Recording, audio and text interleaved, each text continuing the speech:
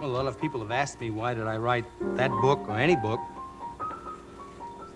All the stories I wrote were true because I believed in what I saw. I was traveling west one time at the junction of the state line of Colorado, its arid western one, and the state line of poor Utah. I saw in the clouds, huge and massed above the fiery golden desert of Evenfall, the great image of God with forefinger pointed straight at me through halos and rolls and gold folds that were like the existence of a gleaming spear in his right hand, which sayeth, "Come on, boy, go thou across the ground. Go moan for man. Go moan. Go groan. Go groan alone. Go roll your bones alone. Go thou and be little beneath my sight. Go thou and be minute as seed in the pod. Go thou, die hence, and of this world report you well and truly." Anyway, I wrote the book because we're all gonna die.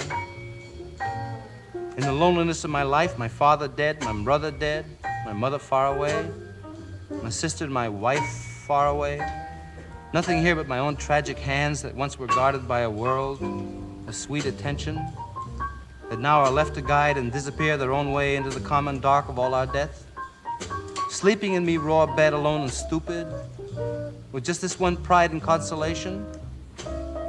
My heart broke in the general despair and opened up inwards to the Lord.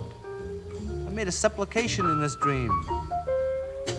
So in the last page of On the Road, I describe how the hero, Dean Moriarty's come to see me all the way from the West Coast just for a day or two.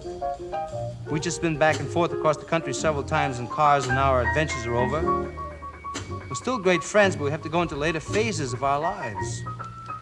So there he goes, Dean Moriarty, ragged in the moth-eaten overcoat he brought specially for the freezing temperatures of the East.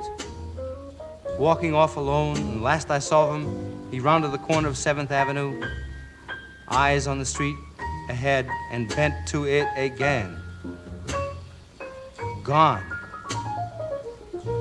So, in America, when the sun goes down, and I sit on the old broken-down river pier watching the long, long skies over New Jersey, and sense all that raw land that rolls in one unbelievable huge bulge over to the West Coast, and all that road going, and all the people dreaming in the immensity of it. In Iowa, I know by now that children must be crying in the land where they let the children cry. And tonight the stars will be out, and don't you know that God is Pooh Bear?